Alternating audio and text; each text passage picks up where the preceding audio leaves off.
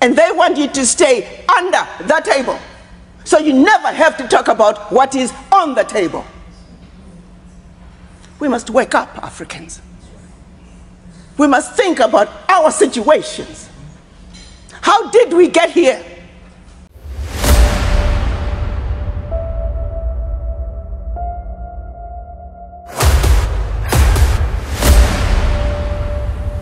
This is the journey to One Africa. Hey, what up, everybody? This is Mika, and welcome back to SNOA. Today, I'm gonna share with you something that I've seen here in the news. It's not really something good, but I wanna share with you, man, and I wanna hear your opinion as well. So, there's this news that happened actually a couple hours ago, 2 hours ago. It says over a dozen worshippers killed during mass in northern Burkina Faso church, official says. Gunmen attacked a Catholic church in Burkina Faso, killing 15 worshippers and injuring 2 in a suspected terrorist attack. Half of Burkina Faso is under jihad control, resulting in thousands of deaths and forcing over 2 million people to flee, threatening the country's stability. Burkina Faso's president considers deploying Russian troops to combat jihadists, while 3 juntas-led countries are suspended from ECOWAS due to the lack of supporting in fighting terrorism. By the way, this is not true because these 3 so-called juntas of Burkina Faso, Mali, Niger, they are actually, the sanction that was imposed on them have been lifted up right now. So basically ECOWAS, they decided to lift the sanction and not to leave it anymore. Maybe I'll come here to talk about that news. But this is very sad news, especially for our people, that 15 people who were just worshiping in the Catholic Church, they've been killed. And to be honest, ever since Ibrahim Traoré became the president of, Burkina Faso, that more than 3 different times, people, they tried to take him down. And I'll say this, the moves that this president is making are those kind of moves that the Western don't really like, specifically France in this case, because France used to be, colonialist of Burkina Faso. And we all know what they have done there to Burkina Faso for over the years. So the coming of Ibrahim Traoré, it's basically a lot of people, they're letting him with Thomas Sankara, the old president of Burkina Faso. Because of the moves that he has made, he made this nuclear deal with Russia. So they're going to build like nuclear plant in Burkina Faso, but also the gold manufacturing industry, they're building there in Burkina Faso because they used to be one of the most exporter of gold to France. So now they've decided to do it on their own. And ever since he became president, a lot of people, they tried to take him down. I'm actually going to come to do an episode about Ibrahim Traoré. But the point is this, that this guy, ever since he became a president, he has been trying to do everything right. Everything right, not by the Western standard. Everything that he does is wrong by the Western standard, but everything that he does right by his own people. And people yet, they've been trying to take him down. Just a couple of days ago, I saw the video of, jihadis on Twitter. So these guys, they're talking about how they're going to take him down, how they're going to remove him from the government because they call him a devil.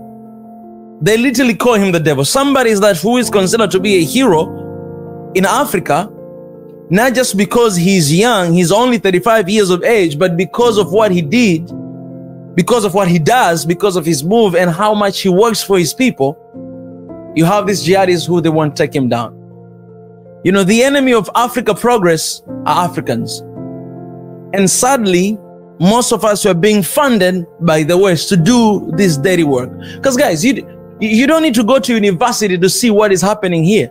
This guy came to the regime, kick all the friends out, kick all the imperialists out, and then he's trying to do things right by his people.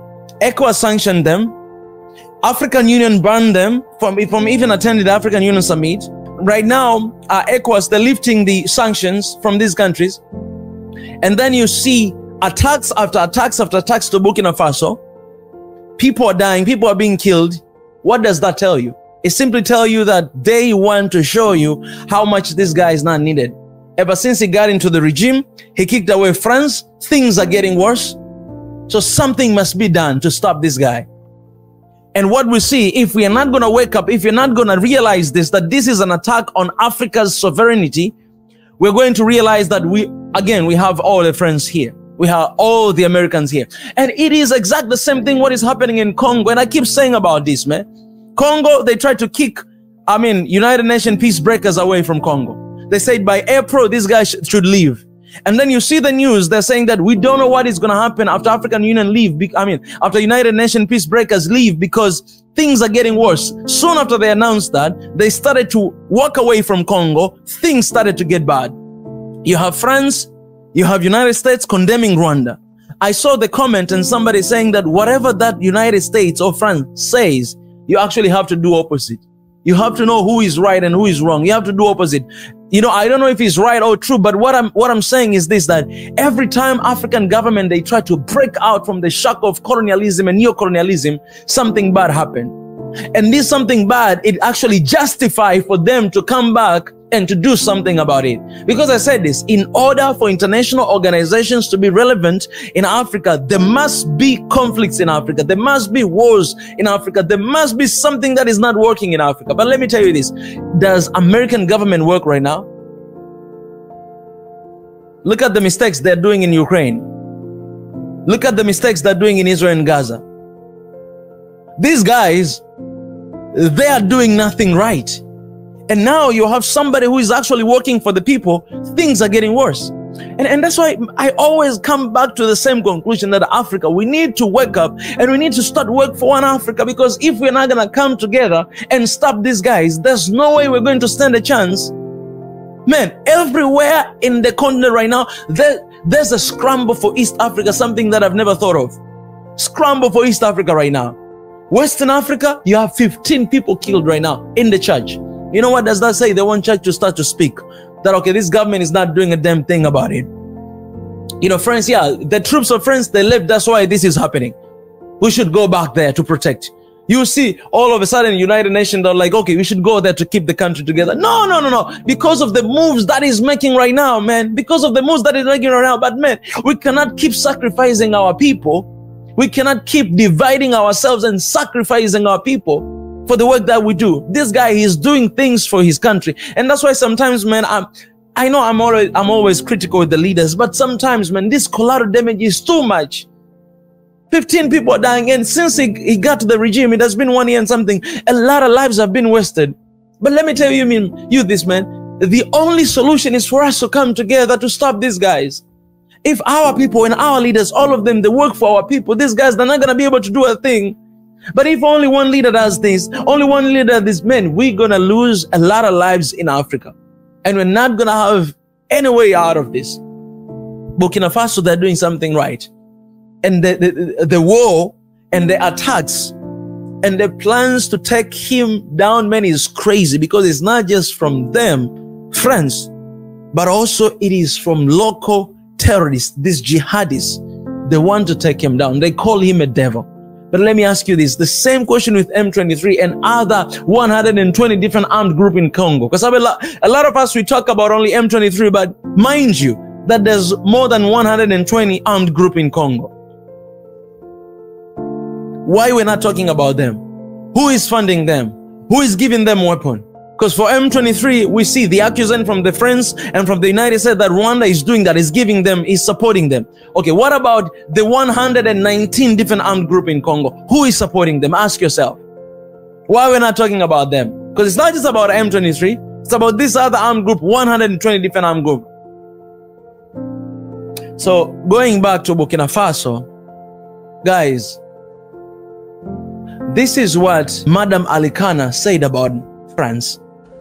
Between 1958 and 1961, France did something absolutely horrible.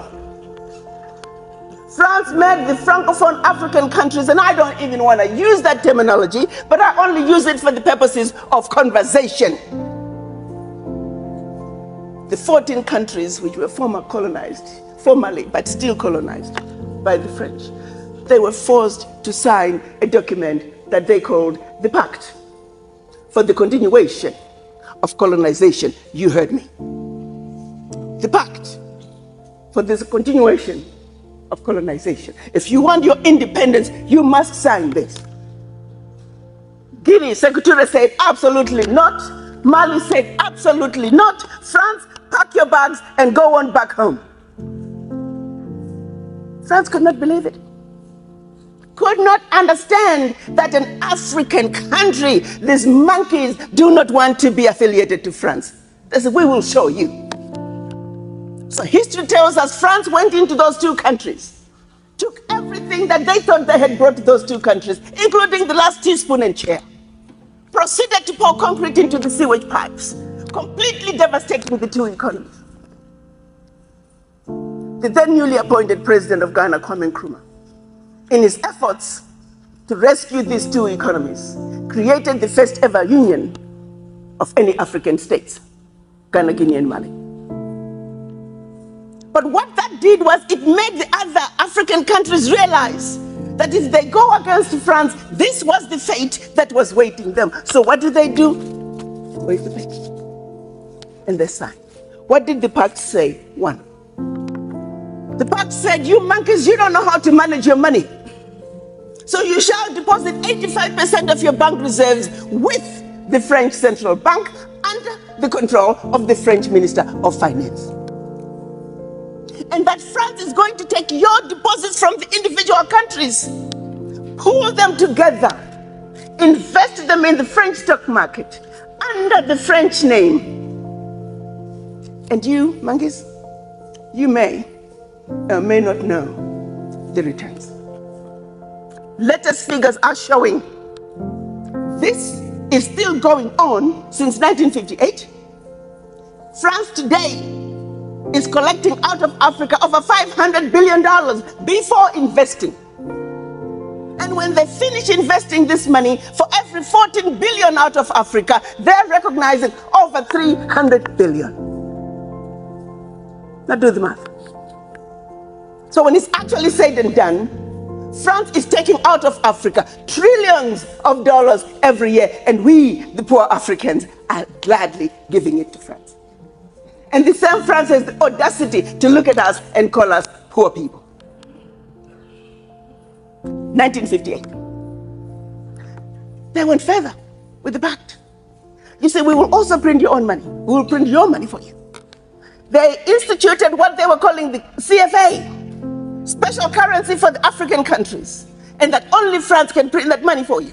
They went on to say all the contracts, large contracts, public and private, French companies have the first right of refusal.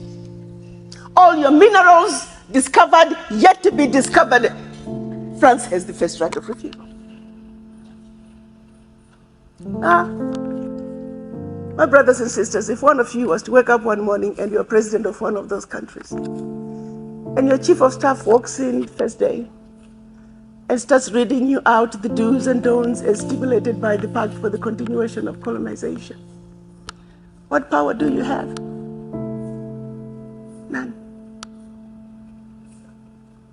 And the same countries that are stealing from Africa, they have the audacity to look at Africa and say, Africans, what's wrong with you? Why can't you all take care of yourselves?